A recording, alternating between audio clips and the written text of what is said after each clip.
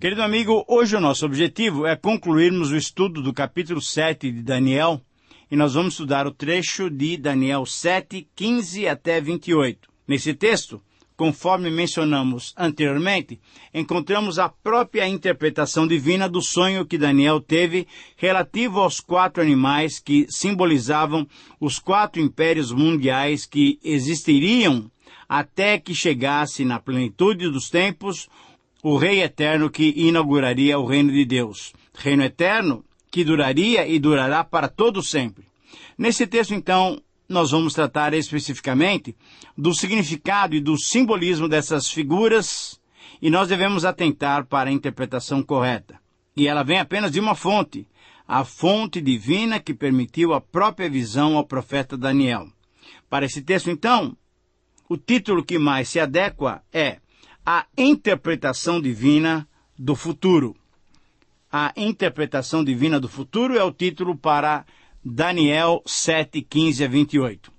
Querido amigo, você sabe que a intenção desses estudos é ajudar cada um de vocês que nos ouvem frequentemente a adquirir uma compreensão básica do significado dos livros bíblicos e especificamente desse livro de Daniel e da sua literatura apocalíptica. Quando não encontramos informações históricas para explicar o sentido de algum aspecto de uma profecia, ainda respeitaremos a veracidade da palavra de Deus acima dos registros dos historiadores, pois Deus que inspirou os autores bíblicos é que tem a capacidade para interpretá-la, e é através da própria Bíblia que a interpretamos. Lembre-se de que esse é um dos princípios básicos da hermenêutica. A Bíblia interpreta a própria Bíblia. E exatamente por isso é possível entendermos que o princípio que esse texto nos oferece pode ser assim apresentado.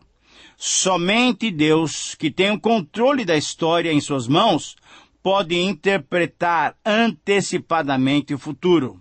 Eu repito, esse é o princípio que nós extraímos de Daniel 7, 15 até 28. Somente Deus, que tem o controle da história em suas mãos, pode interpretar antecipadamente o futuro. E nesse texto, nós encontramos 5 detalhes da interpretação que antecipadamente nos revela o futuro. E aí vamos então olhar cada um desses detalhes para entendermos essa profecia, essa visão que Daniel teve. O primeiro detalhe da interpretação refere-se à reação humana diante dessa visão. Veja os versículos 15 e 16. 3 verdades que podemos perceber nesses versículos. A reação humana diante das revelações divinas é alarmar-se pelo futuro que virá. É também perturbar-se e não entender, porque são coisas divinas. Então nós ficamos perturbados e muitas vezes não entendemos. A reação humana diante das revelações divinas é buscar o entendimento em Deus. Nesses versos 15 e 16, Daniel afligiu-se no espírito e pediu uma interpretação dessa tremenda visão. Provavelmente um anjo, e não o filho do homem, que apareceu no verso 13, é que veio interpretar. Então foi explicado a Daniel que esses 4 animais eram 4 grandes reinos que futuramente se levantariam poderosos sobre a face da terra. Certamente, quando queremos entender e aplicar a palavra de Deus às nossas vidas, devemos pedir a iluminação do Espírito Santo. A minha pergunta a você é se você tem lido a Bíblia e a tem estudado pedindo o discernimento espiritual. O segundo detalhe da interpretação refere-se à descrição compacta da visão. Veja os versículos 17 e 18. Nós temos aqui 3 afirmações. A descrição compacta da visão mostra a sequência dos futuros reinos mundiais. A descrição compacta da visão mostra que os santos do Altíssimo receberão o reino. E essa descrição também mostra que os santos herdarão o reino para sempre. No verso 17, a mensagem esclarece para Daniel que os 4 animais eram símbolos de 4 grandes impérios que estavam surgindo, que surgiriam, incluindo já o império e o reino da Babilônia, o reino daqueles dias, que reinou de 626 a 539 a.C. Logo depois viria a Pérsia, de 539 a 330 a.C., depois viria a Grécia, que dominou o mundo de 330 a 63 a.C., e depois, então, Roma, do ano 63 a.C. até 476 depois de Cristo. A declaração do verso 18 nos encoraja e nos anima, pois os santos receberão o reino e o possuirão para todo sempre. Demonstrando então o quê? Demonstrando que nós teremos grandes privilégios. Grandes privilégios serão desfrutados pelos seguidores do Messias na era do seu reino. O que você deve saber é se você participa já desse reino ou não. E isso somente quem sabe é você e o Senhor Deus. Querido amigo, o terceiro detalhe da interpretação refere-se à especificação do quarto animal. Veja os versículos 19, 20, 21 e 22. A especificação do quarto animal mostra sua natureza terrível e destruidora. A especificação do quarto animal mostra que o pequeno chifre era forte e insolente. E a terceira afirmação mostra que essa especificação do quarto animal mostra que o pequeno chifre batalha contra os santos até a intervenção de Deus, o nosso Pai. Muito bem, nesses versículos 19 a 22 foi dada explicação com respeito à batalha travada pelo quarto animal contra o reino de Deus. Nos dias do Império Romano, a igreja foi colocada sob a prova mais severa de toda a história. A perseguição foi causada não somente pela falsa religião, mas era apoiada pelo poder político do Império Mundial. Quando o Império Romano caiu, não houve outro Império Mundial dominado por uma nação. Então, o verso 22 diz que o ancião de dias fez justiça aos santos, passando a mensagem de que o pequeno chifre, isto é, o anticristo, poderá dominar, mas até o limite que Deus lhe permitir. Depois disso, o reino será dos santos, de todas as nações e do seu Cristo. O reino de Cristo é mundial, é universal por natureza e permanecerá para sempre. Querido amigo, com toda sinceridade, eu espero encontrá-lo lá naquela ocasião gloriosa. O quarto detalhe da interpretação refere-se à explicação sobre esse pequeno chifre dos versículos 23 até 27. 3 afirmações sobre esses versículos. O pequeno chifre do quarto animal será um poder mundial destruidor. O pequeno chifre do quarto animal, além das insolências ditas, mudará tempos e dias e os santos lhe serão entregues. E em terceiro lugar, o pequeno chifre do quarto animal será julgado, condenado, e os reinos da terra serão dados aos santos, ao povo do Altíssimo. Querido amigo, nos versículos 23 e 24, é incerto que os 10 reis sejam uma expressão literal. É provável que signifique simplesmente um número completo ou um número pleno. Em relação ainda aos 10 chifres, embora alguns os interpretem como 10 nações que se formaram a partir da dissolução do Império Romano, outros estudiosos entendem que os 10 chifres só aparecerão no futuro quando uma liga de 10 nações ou 10 blocos de nações desafiará o poder e a autoridade de Deus. Por isso, não se pode arbitrariamente determinar quem é o chifre menor, nem quem são os 3 chifres que foram destruídos para o seu surgimento. Houve períodos quando Roma esteve em paz com a igreja, mas houve mais do que um rei que forçou a adoração ao imperador e perseguiu aqueles que se recusavam a curvar-se diante deles. Talvez esse pequeno chifre signifique a disparidade entre os dominadores. Com base no verso 25, percebemos que a blasfêmia do pequeno chifre é muito grande. É uma blasfêmia, na verdade, do anticristo contra o Altíssimo. De fato, é lhe dado poder contra os santos por um tempo, 2 tempos e metade de um tempo.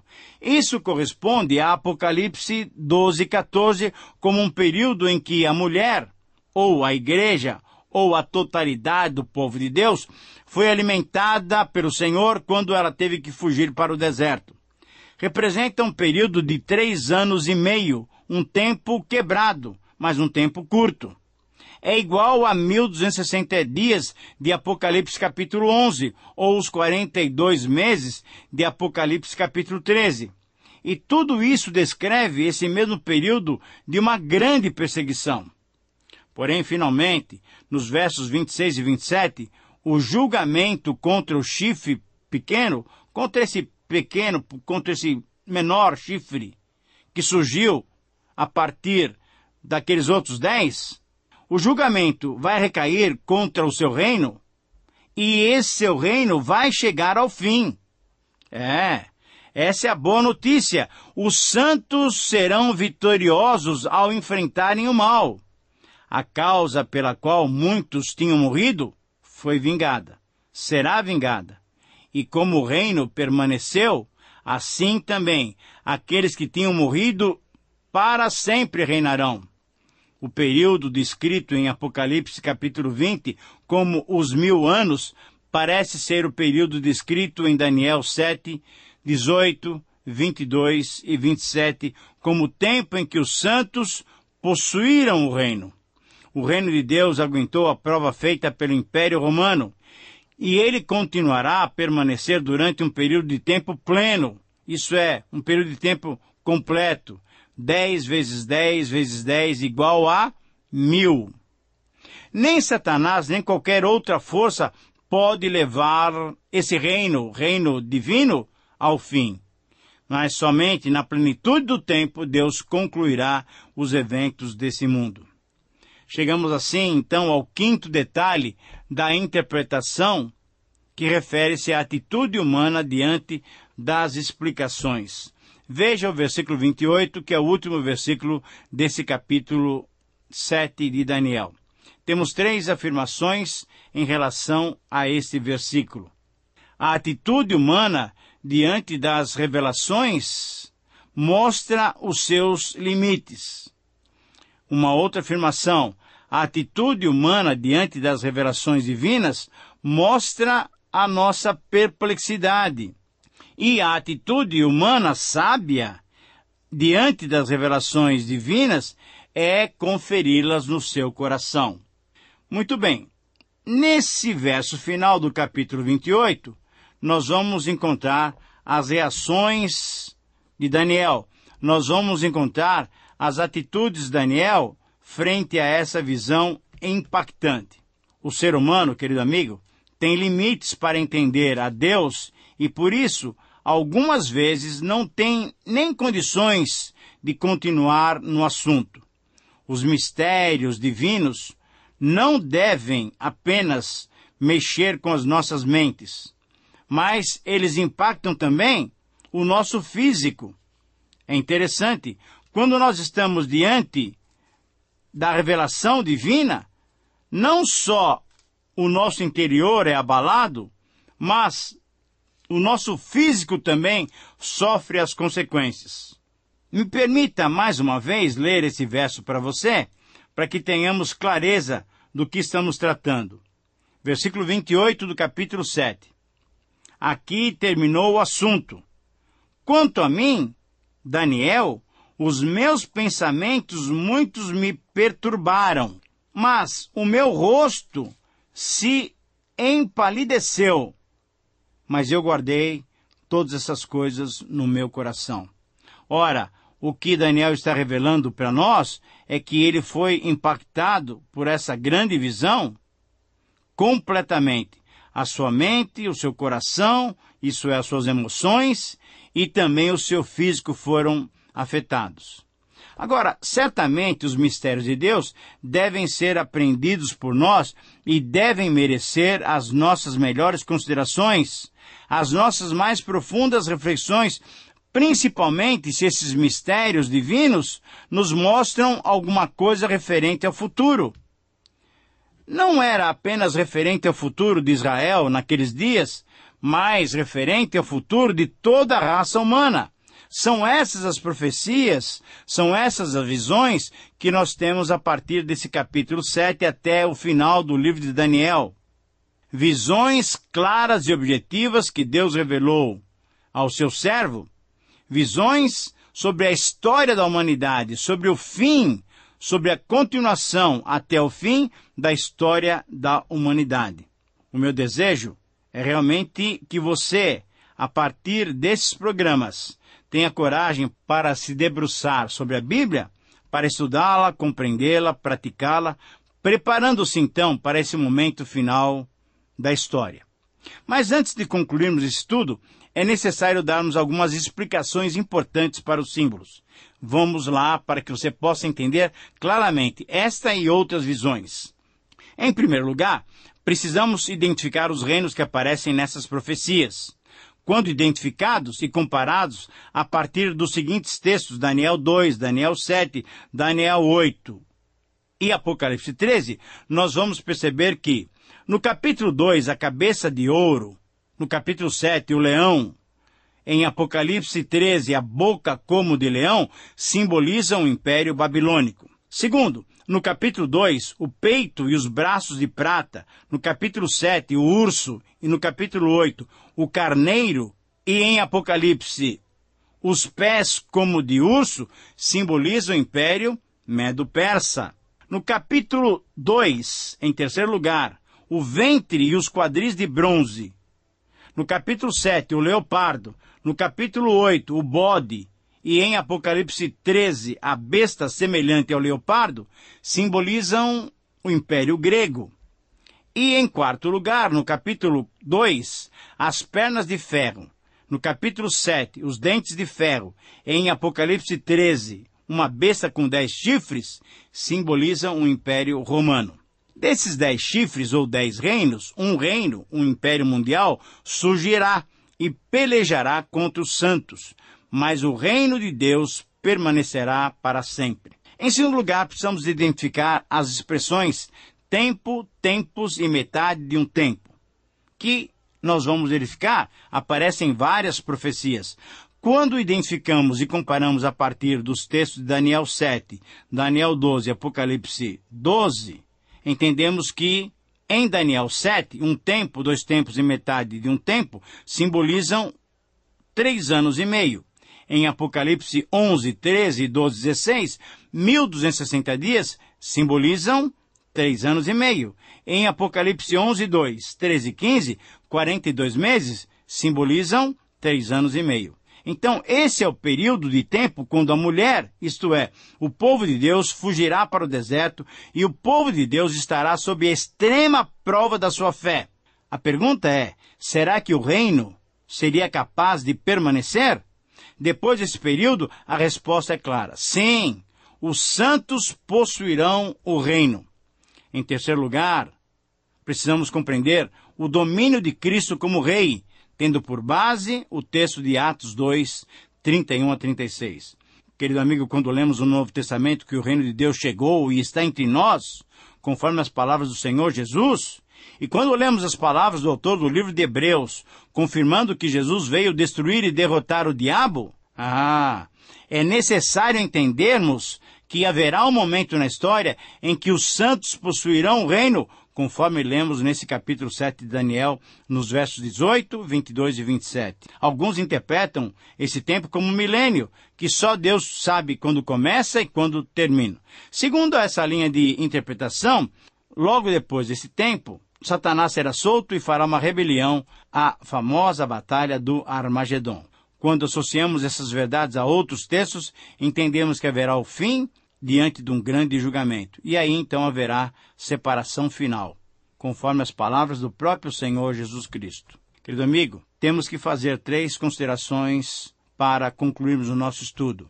Ao invés de ficarmos preocupados em querer adivinhar quando acontecerão esses fatos, nós temos que estar preparados para enfrentar esse julgamento final. Segunda verdade, se queremos achar ou adivinhar as datas dos acontecimentos, precisamos tomar cuidado para não nos precipitarmos nos nossos posicionamentos, fazendo a Bíblia convergir para os nossos ideais, para os nossos conceitos. E, em terceiro lugar, temos que perceber que nesse próprio texto é enfatizada claramente a vitória do Filho do Homem e dos seus santos sobre o diabo lá naquele tempo final. Essa verdade deve nos encher de alegria e de expectativa de um futuro abençoado. Que o Senhor te abençoe. Um abraço e até o próximo programa.